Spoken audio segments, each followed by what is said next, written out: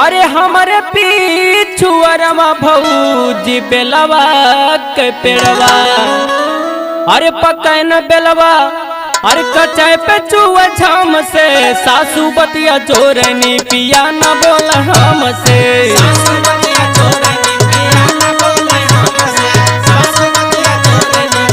हे पिया न बोले हमसे, पिया न बोले हमसे, सासू बतिया चोरनी पिया